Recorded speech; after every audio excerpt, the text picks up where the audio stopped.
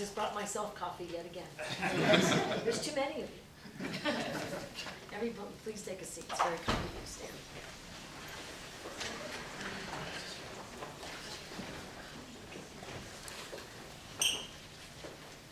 So I'll get us started, Governor. Is that all right with you? Let me see what the memo says. Yes, it says you should get us started, and it is all right with me. Thank you, Governor. You're welcome. Good afternoon. My name is Rob Black. I'm the Cabinet Secretary for Economic Development, and it is an absolute pleasure and honor to be here today to talk to you about what is happening in New Mexico and the major step we are taking today towards a clean energy economy in our state. XGS Energy and Meta have entered into a joint agreement to develop 150 megawatts of next generation zero water use geothermal power. The two-phased agreement will include an initial smaller phase project and a second one, a larger phase, which projected to be in operation by 2030. Both phases will be sited in New Mexico.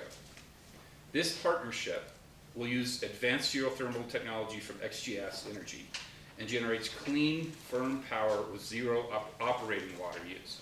And I think it's really, really important that firm power, that base load, that has been one of the challenges as we make this transition, is to make sure we have that reliable base load. And this is an opportunity for us to solve for that problem. The project will be deployed in New Mexico into our electric grid and support Meta's data center operations here in New Mexico. There are significant economic benefits for New Mexico, including many new construction and operational jobs and a massive investment in our infrastructure by the companies that are involved in this partnership. But I think even more importantly is it positions New Mexico as a magnet for future growth, for companies with commitments like Meta has, for lowering their carbon emissions while growing their operations. That is what this story today tells to the rest of the world, is that when you want to grow your company and you want to do it in a way that is climate responsible, New Mexico is the place that you want to invest and grow. And the reason that we're able to have this story today, in large part, is because of the leadership of Governor Lujan Grisham. She has led the regulatory and legislative framework that has put us in the position to lead in this way. And so it is my pleasure to introduce my boss, Governor Michelle Lujan Grisham.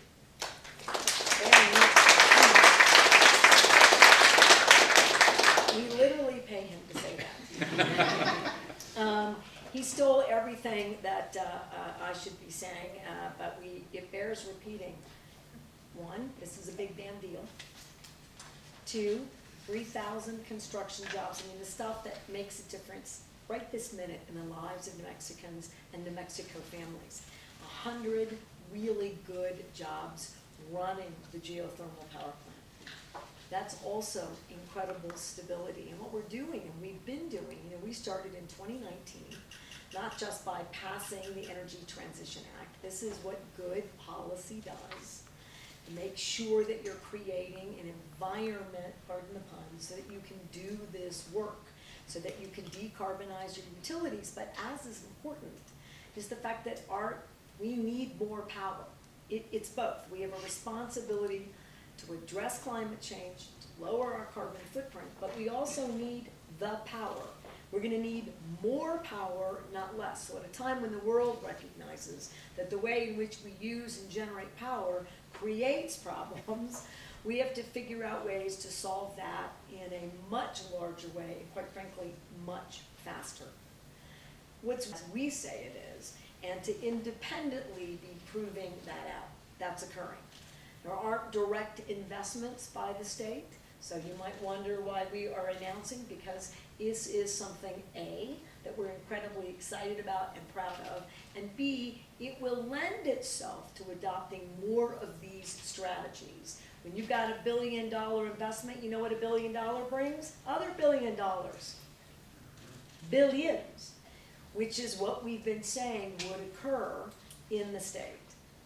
Two, the academic side of this equation unequivocally now demonstrates that you marry good policy, like the Energy Transition Act, with now apparently the country's best geology. And I believe I've been saying that. You have? All around the world, all around the globe, New Mexico is blessed with incredible natural resources that lend itself to the kind of energy production that I can tell you right now the rest of the country wishes they had. And not because it should be a race to the top, but because, like I said, as you're decarbonizing and increasing energy opportunities for data centers and any number of new economic industries that require large amounts of energy, if you don't have this and you don't tap New Mexico's potential, you can't power the rest of the United States. And frankly,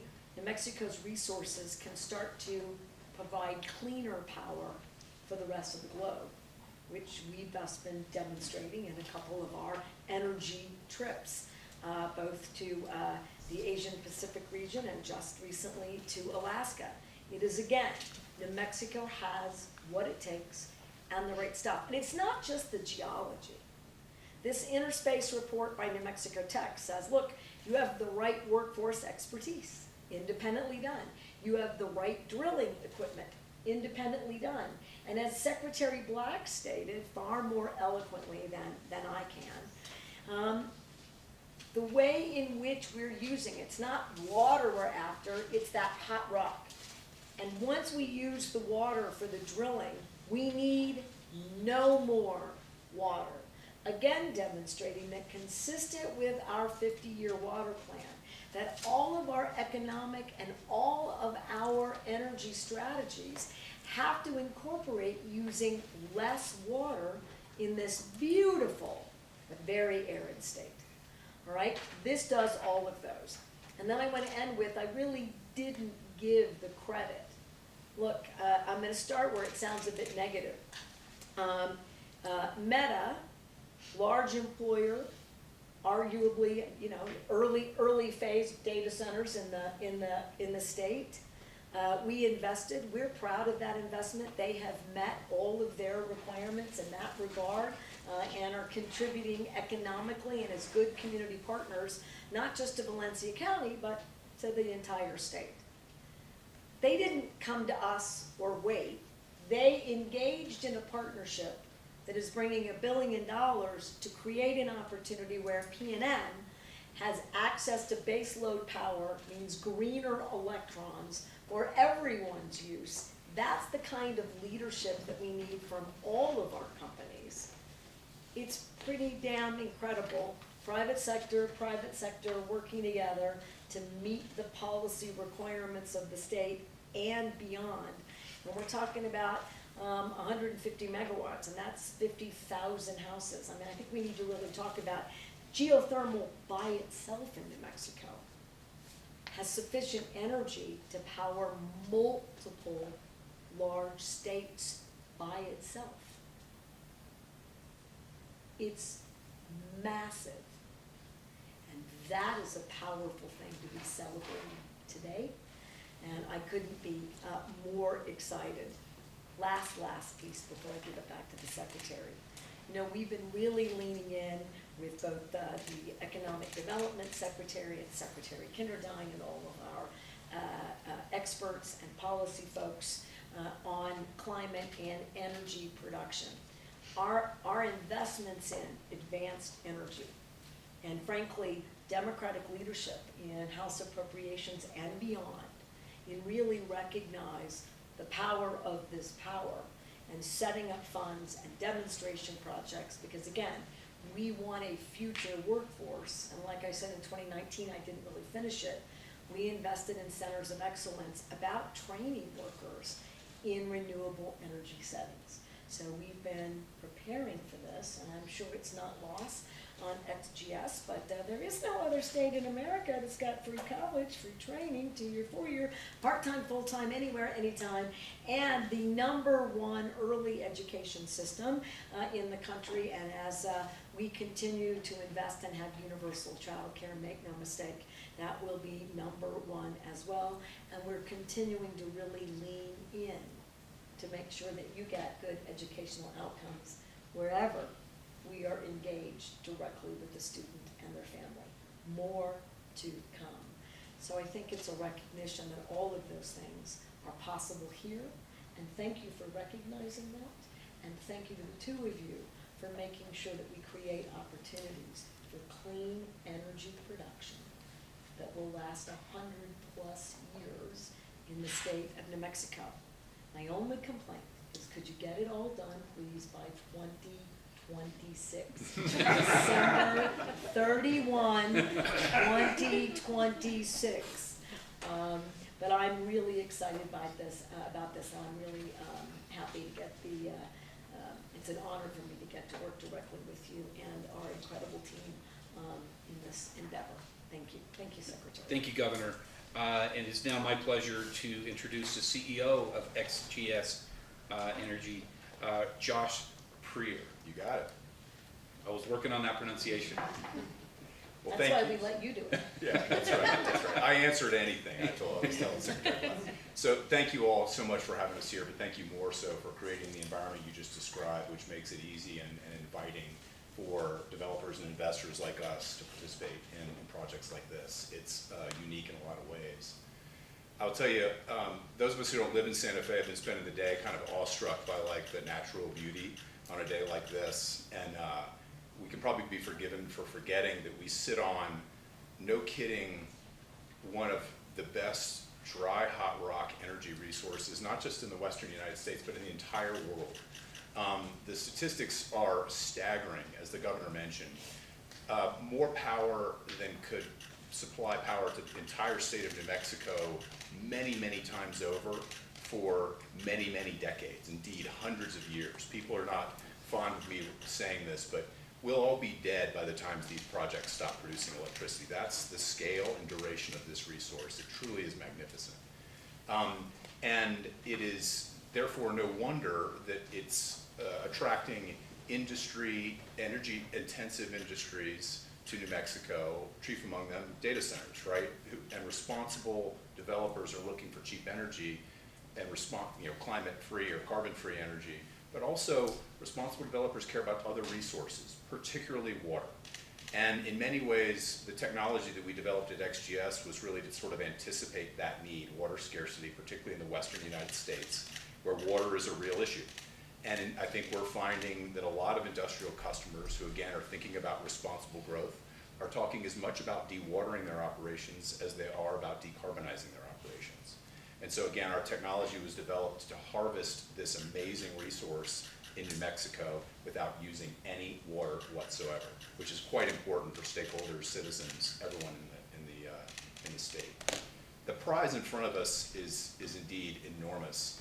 If we just tap 5% of the resource that we're sitting on today, that's $100 billion of capital investment, and not to one-up you, but probably closer to 40,000 jobs for New Mexicans in the next 5 to 10 years. By December 2020. There you go. That's right. We're going to go as fast as we can. We'll go as fast as we can, absolutely. I've got a bunch of folks, young people here who are interns who are like, what's so important about December 2026? They know. I won't get to be here, but I'm so excited to be able to participate. Now, I certainly should stop interrupting you. No. Well, that was a great segue to the other thing we were talking about today is the other amazingly attractive thing about New Mexico. There's a great natural resource, but the human resource is just as important. What we do requires technical expertise. It requires equipment, engineering, technical trades, academic work, subsurface, on the surface, environmentalists, and New Mexico's done such an amazing job of incubating that type of expertise at scale. That's another resource that makes these types of projects executable on a short timeline, maybe not 2026, but a short timeline. So again, we're incredibly thrilled to be here. And importantly, the last resource that's quite critical is leadership. We develop projects all over the world, and New Mexico is unique in having not only the political, the technical, the commercial, economic, but importantly, the utility leadership as well, because all of this has to feed into the utility grid to service not just new industrial customers, but also the citizens of New Mexico in a responsible way. And not every utility is as flexible and aggressive in seeking the right type of solution for their citizens as our partners at P&M. So I thank you all for having us here today, and more importantly, for creating such a great environment for our project. Fantastic, thank you. Thank you very much, Josh. And next, I have the pleasure of introducing the global head of energy for Meta, Urvi Parekh. Hi everyone, it's nice to see you. As Rob said, I'm the head of energy for Meta, and we're just very excited to be here and joining this group to talk about this project. We have been active in New Mexico since 2016 when we broke ground on our Village of Los Lunas data center. That represents a $2.5 billion investment by Meta into the data center that's operating and also still under construction today. When that data center is fully complete, we expect that that's going to be 400 full-time jobs that are there. And so our commitment to this state has really started almost a decade ago, and today's announcement is really that next step in how we continue to progress the leadership that we've had in New Mexico with our partners at PNM on energy, and now thinking about advanced energy technologies. When we explored where we could bring this partnership, New Mexico felt like an obvious choice to us. The natural resources here, and the fact that this was one of the first states where we were able to combine wind, solar, battery technologies in partnership with our utility to serve our data center, feels like this is a great place to add geothermal to that mix. And so we're really, really excited today to be talking about this. This project goes on top of the 10 power plants that we are building and have built here, representing almost 1,000 megawatts of clean power that New Mexico is helping us to enable to help our 100% clean energy goal.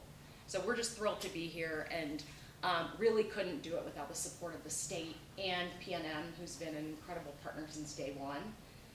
These partnerships are multi-decade for us, and so it's just really exciting to be sort of almost 10 years into the partnership and seeing how we can continue to grow and advance all of our interests in making the state great.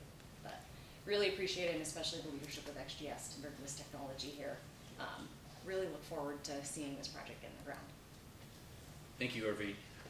And I do want to take another moment just to thank Meta and their leadership. I was talking with Urvi earlier. They came here because they could get clean electrons. That was one of the major reasons. And the state and the leadership has helped deliver that for them and but that was a commitment from a private sector company that has made significant investments in our state. And in the last 9 years, since they've started that construction, new tax revenue generated out of Los Lunas to the Village of Los Lunas and to the state for GRT is about $1/3 of $1 billion, just in tax revenue alone. So that level of construction has had a significant impact. You've seen a 20% population increase in the Village of Los Lunas during that same time frame, much faster than growth than the rest of the state.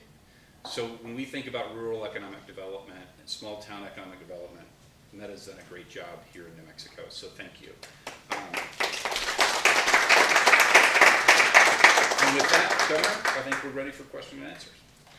The folks to my left are the state experts on all things that you're going to talk about for utility operation and geothermal. Not that you're not, but they, we like to show that we know it here too. And so thank you very much, Secretary and Travis. Thank you for being everyone for being here. We appreciate that. Ready?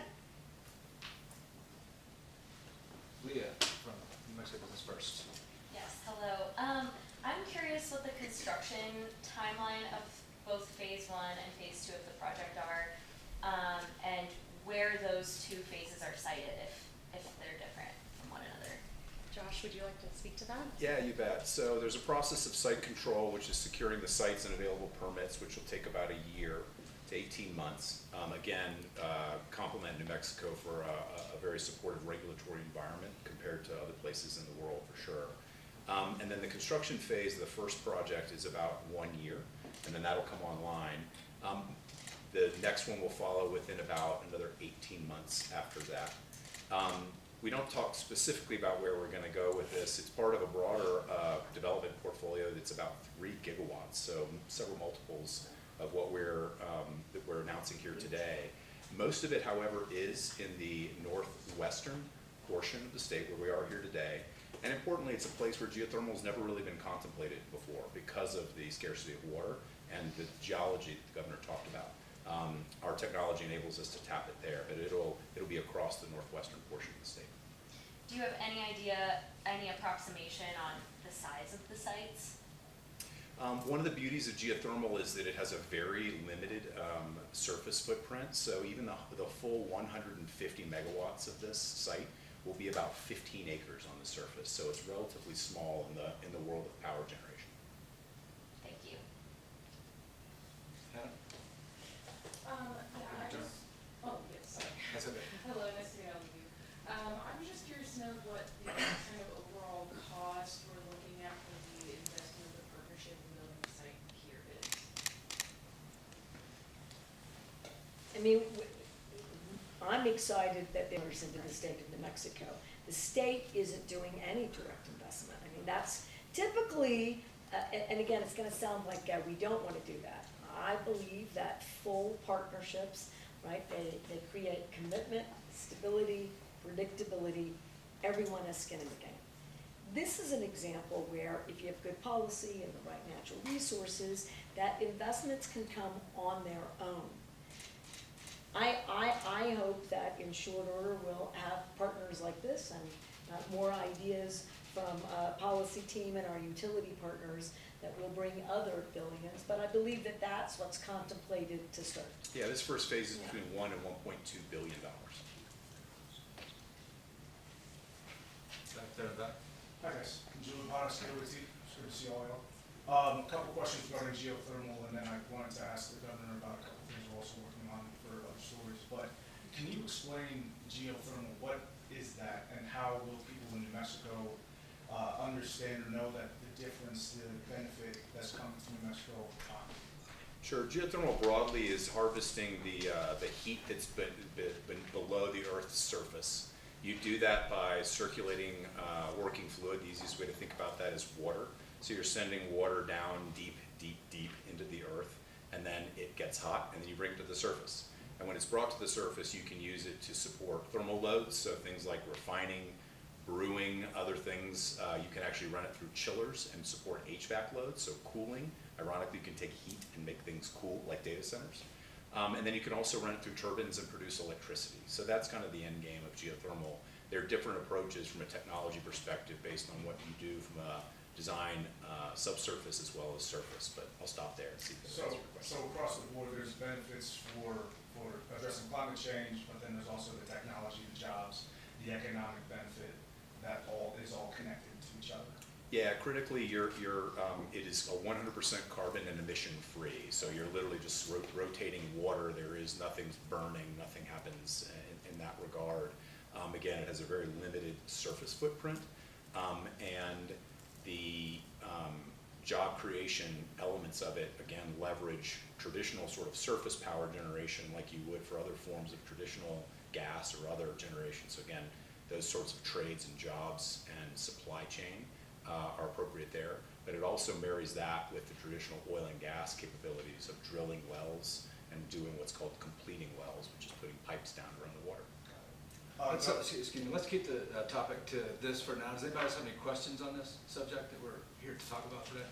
Yeah, no, I'll come back. The secretary, I think, wanted to say something too. I'm sorry. Yeah, go ahead. and I think that understanding how valuable geothermal is for power generation is very important to stress here. Geothermal has a 90% capacity factor. That means that if you install 100 megawatts of geothermal generation, you're getting electricity 90% of the time. Solar, and we need it where we have the resource, but solar has a 31% capacity factor. That's how important, so you need battery storage for solar, you don't need battery storage for geothermal. And that's how important the resource is. And I can't stress that enough, how it's base load power, basically. So, and right now, in New Mexico, our base load power is natural gas. This could replace that at some point in the future, so. Comic from the Mexican. Yes, Clark with the Mexican. Thank you guys for hosting this. So, in reading this report that came out today, a lot of the areas that seem particularly ripe for this sort sort of power development infrastructure is, as you said, in northern New Mexico, northwestern New Mexico. This is an area that is not where a lot of the state's power has come from, in the past. This is an area with a lot of public land, a lot of tribal land. And so where specifically are we looking at building this infrastructure, these geothermal power plants, if that's the right word?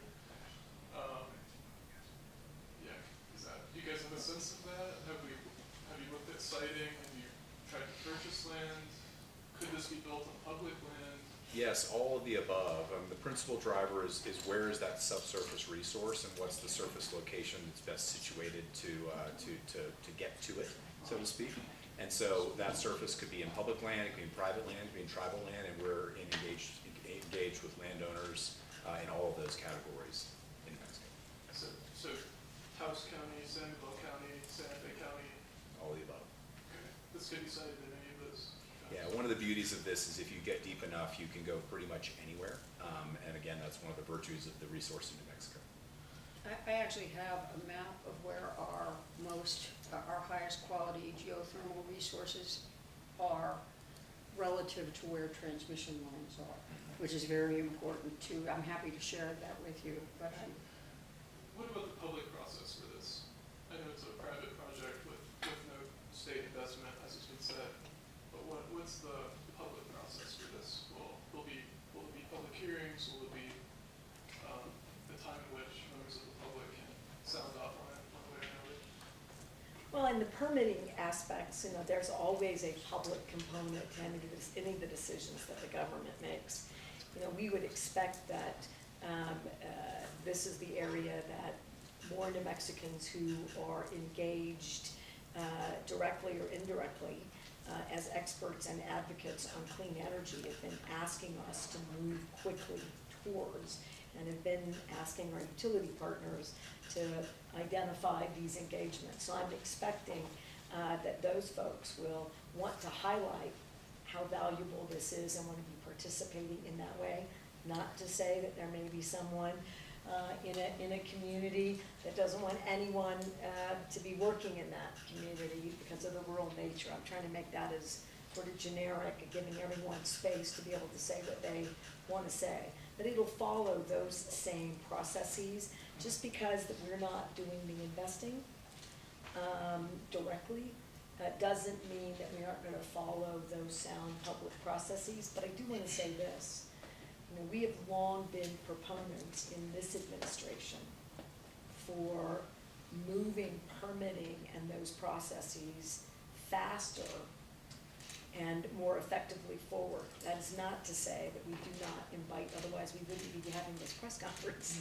We want public scrutiny, participation, we want public celebrations about the things that we get right.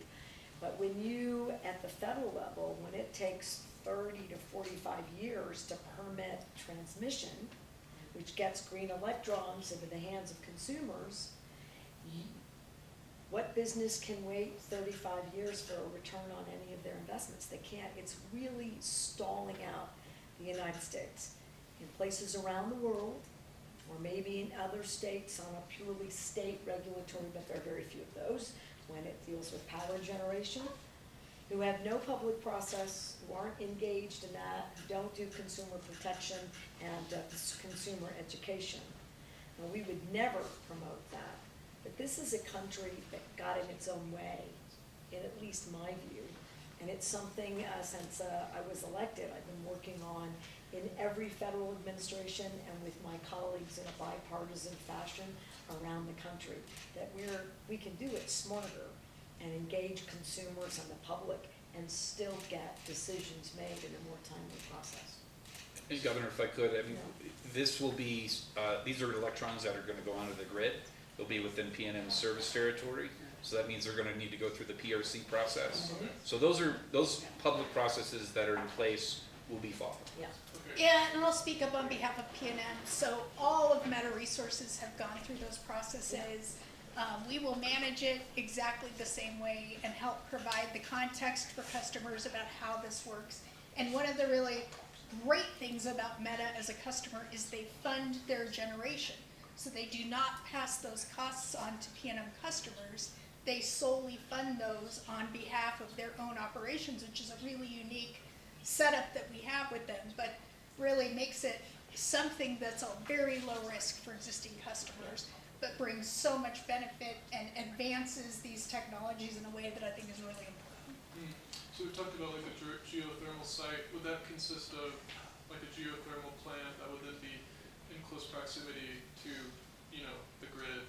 Yes, To a transmission line? yes. That's why I said I've got maps and our high quality resource geothermal is very near transmission lines across the state. So. Okay. And then I guess for Meta, you know, are we looking at building other data centers in New Mexico?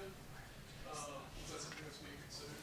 So our data center is still being constructed, and we've continued to invest there. And the $2.5 billion is not fully spent at this point. We're continuing to put money in there. So I think when you go there, you see some active work happening to expand. But I'll tell you, New Mexico is definitely, in a way that I think is incredibly productive in the mix. You know, if you're in a state, data centers are gonna go up everywhere.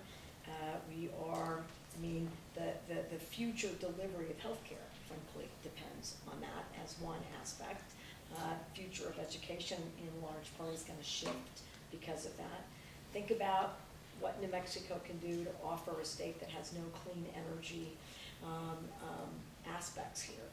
I mean, the eastern United States doesn't have these natural resources. And just the important role that New Mexico plays, whether it's a business that's located here or whether our advanced energy, and frankly, you know, we're the birthplace of a whole lot of advanced technologies, whether we create clean, productive, high-paying, right, economic development and job opportunities for America and around the globe is a very exciting position for this state to be in. And it's really incredibly valuable to get to be, even though I won't be here in 30 years, I mean, around this table.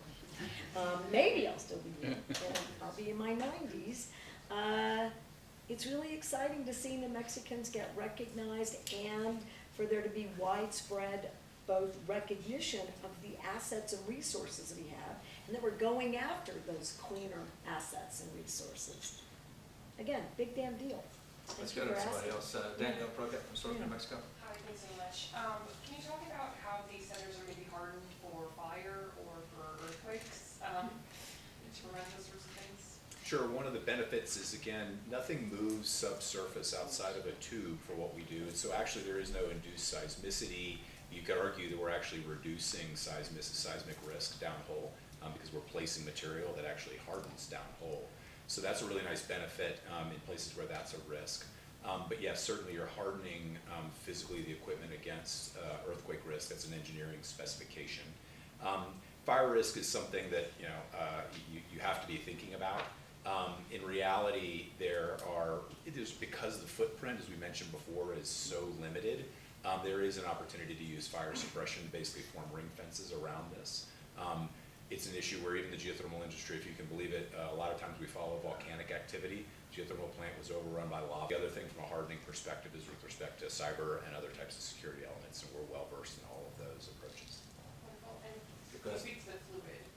You said that there's no water in the fluid. Can you speak to what material it is? Yeah, it can be anything, and water is actually a good thing, but I always say no water. It's about as much water as might be in the backyard, in the pool in your backyard, and it never goes anywhere. And so it's a finite use of water, and it's very, very small.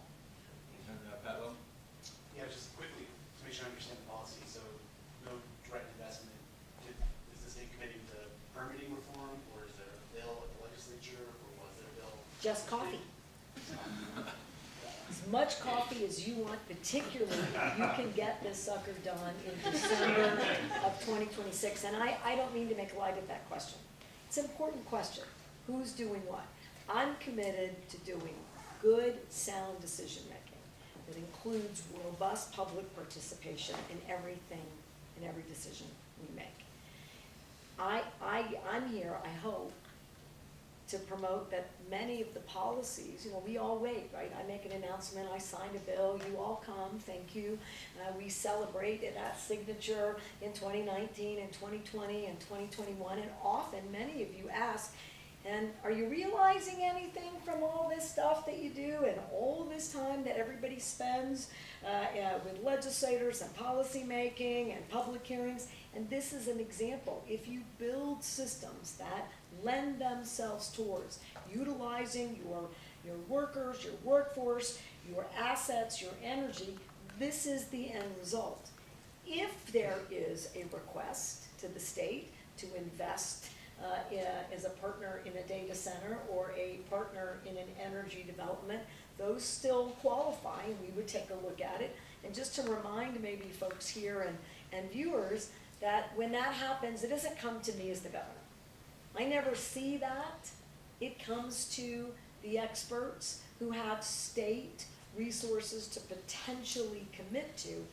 They run all the traps in an objective format, and then it comes to me, and then I just get to come to the press conference if it meets our criteria, right, and our priority policies. But this is born from all the groundwork all of us have been laying in the state, which is why, frankly, it's a great announcement jointly, and it should be a bit of a celebration, and it certainly is for this team in this administration and these folks who put this effort together, frankly, on their own.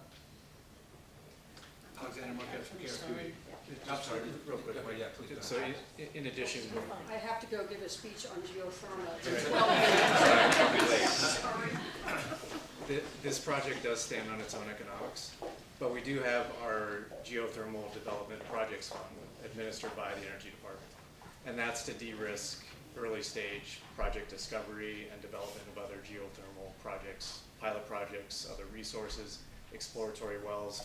So we are looking at the broader industry here and what it takes to develop geothermal safely in a sustainable manner at an early stage.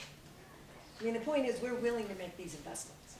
This one just doesn't happen to need it, and we don't want to give those investments to groups that don't need it. So like LIDA, we have this dedicated effort, but good question. Alexander? I'm sorry, did I have your name wrong? My name's Ben Schlidler, I'm with KOB. There are some environmental concerns that come with geothermal energy. Just for example, some concerns with air and water pollution. What are you guys doing to attempt to mitigate those possible negative environmental effects? Well, I'm going to go to the folks who are actually going to do the work and run it, but again, you have to meet all of our environmental and regulatory requirements. We have very strong water quality requirements. We have very strong air quality requirements. And nobody gets to not do those. That's why there's a permitting process. So they have to meet all of those New Mexico standards, and the things that you do in particular that always get you there are? Yeah, again, this technology is a little bit different from traditional, what you would think of as hydrothermal. So again, it does not have the water impact that you'd see with other types of hydrothermal, geothermal broadly. So a category of geothermal, hydrothermal is one category where really what you think of as dry geothermal in a lot of ways. So none of those water concerns, and then it is absolutely 100% carbon-free, zero emissions. And then we're gonna take two more. We'll go to Leah one more time and then over to Julia. Okay, one question.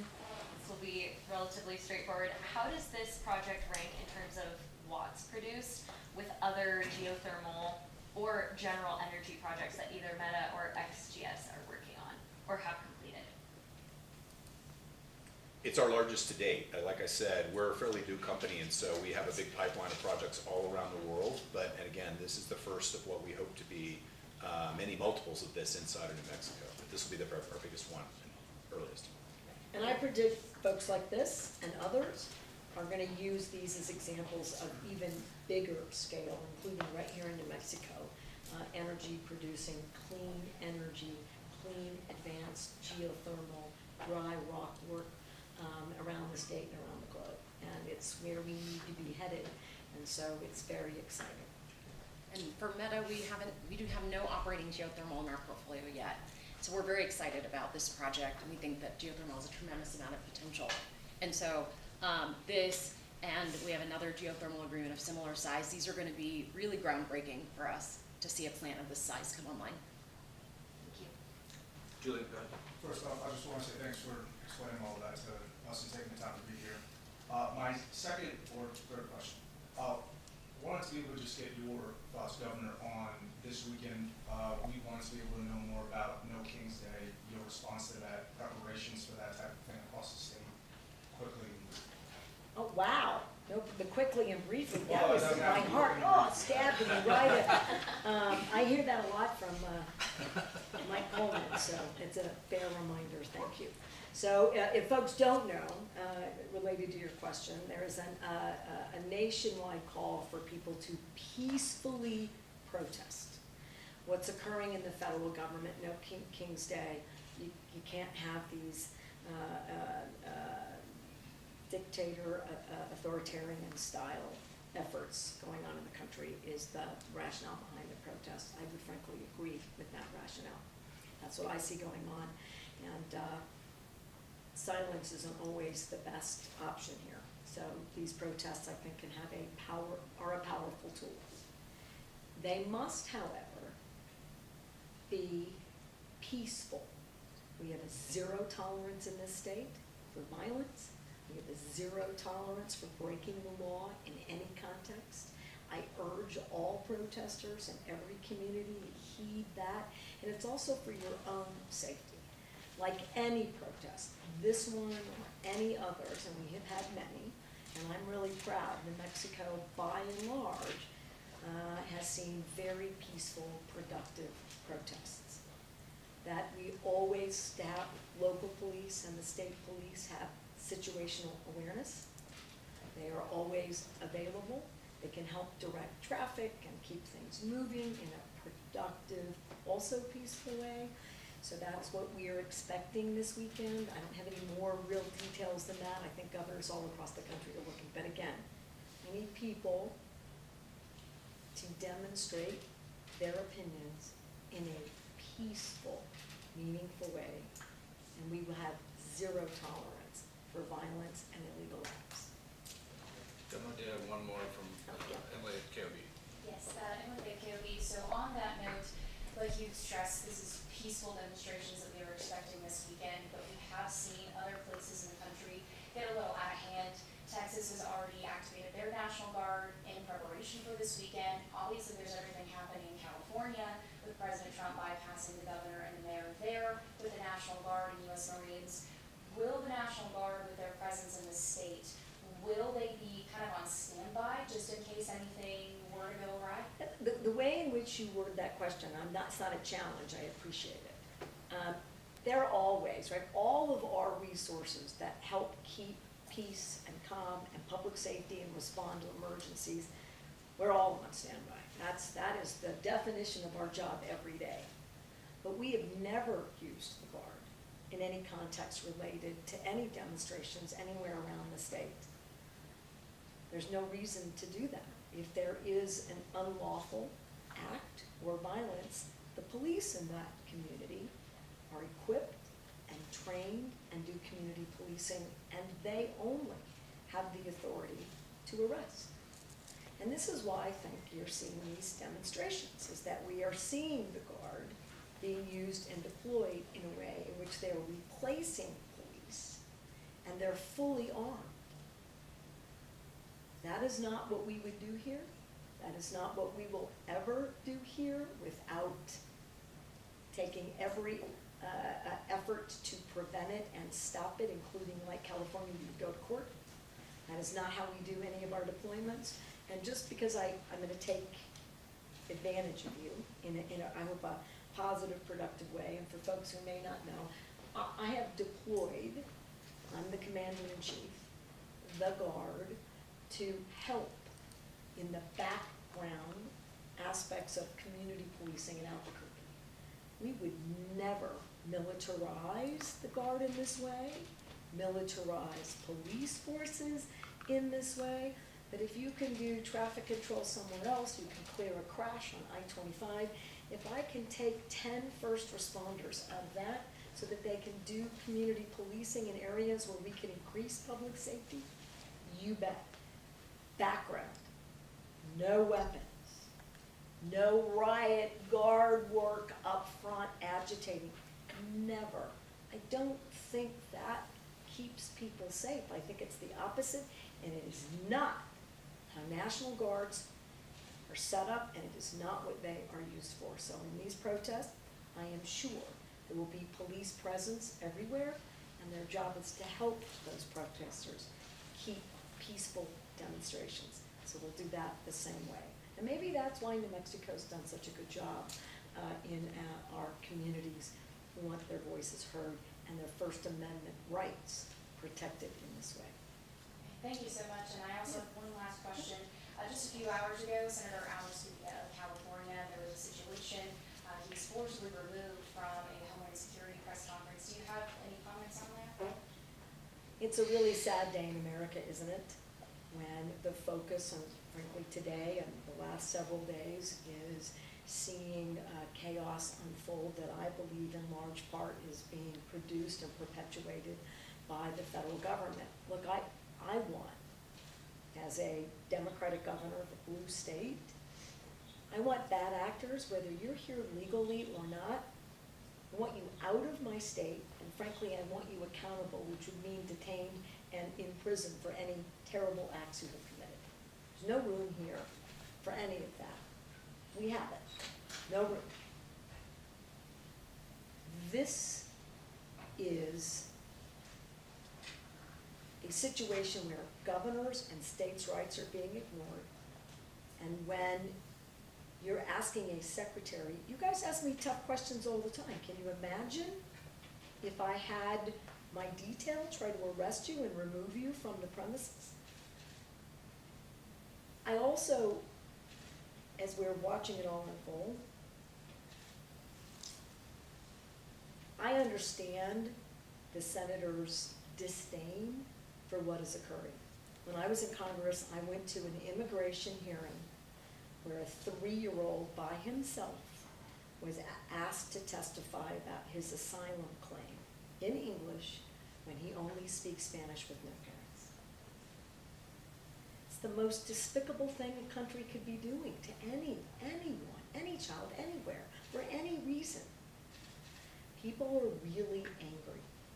I haven't seen all the footage. I don't know all of the stuff. When people are using clips, stuff gets online.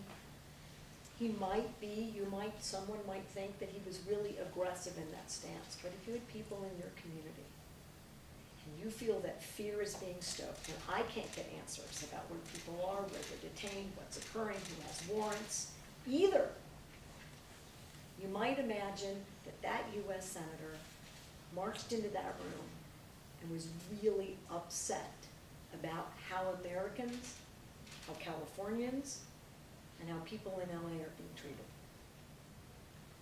I think they had no right to cuff him and to drag him out of that hearing. That press conference. They could have stopped the press conference and had a sidebar and then go back. There are multiple ways to de-escalate any of those moments. But I think it did this. It shows us what's really at work here. Mass deportations without due process, without meeting the constitutional requirements, by a president who refuses to ask Congress to pass immigration reform because they don't want immigration. And they're going to federalize, or try to, guards and potential police and the military against states, against citizens and residents of those states in ways that was never contemplated by the Constitution or by this Congress. You bet he was mad. I think it's horrific. Thanks for coming, everybody. Thank you. Thank you, Governor. On that bad note, good note,